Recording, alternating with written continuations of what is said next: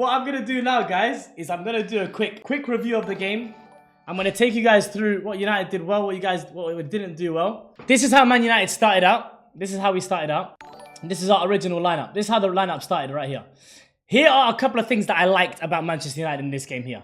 Main thing was, out of possession, Man United set up in a 4-4-2 pressing shape.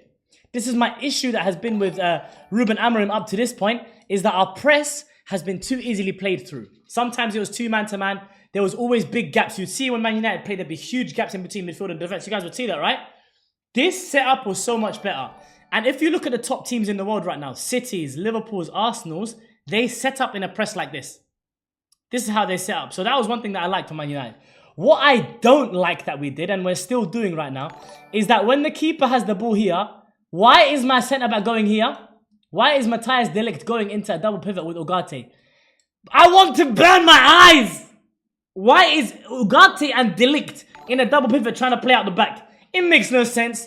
This is the solution that I said that Ruben Amorim needs to be implementing from now on. Just get de Ligt out here. Use Luke Shaw as a left-back. Play a 4-2-4 with like this.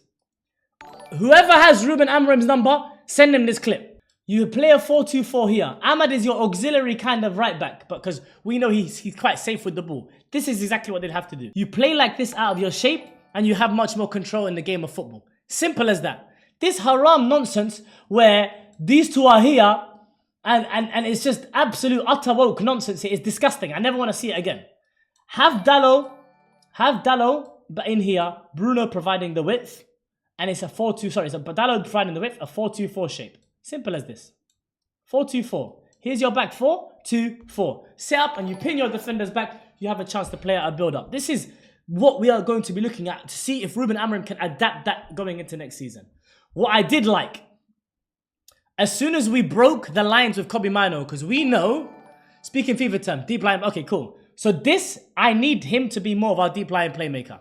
Why? Because this guy cannot break lines and he can't find forward passes to the attacking line. That's the issue with him. So, whenever Kobbie got onto the ball and found Bruno, what I really liked from Man United is as soon as that line happened there, the ball was moving really rapid. Amad Diallo was getting more touches on the ball. And Mbeumo was getting touches on the ball. Cunha was getting...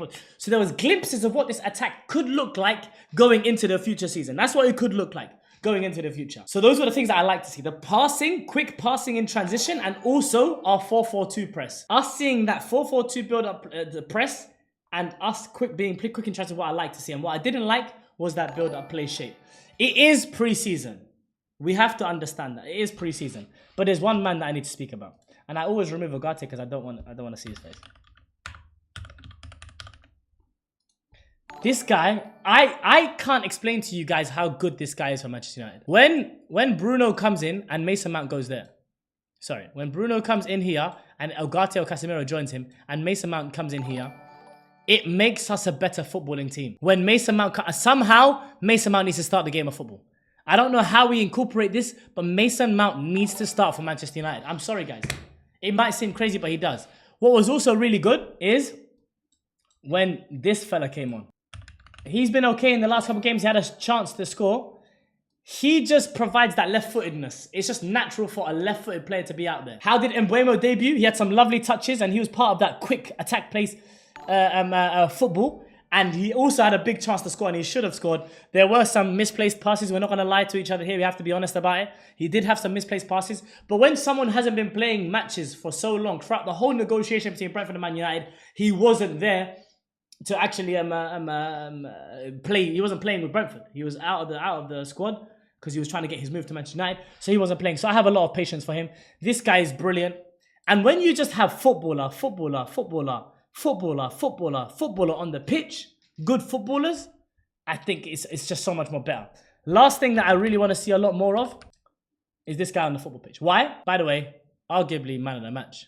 Unbelievable. Len Euro in wide areas. Why do I want to see Maguire play rather than de Ligt? Why? He finds these passes here, into this 10 here, breaks the line so unbelievably well.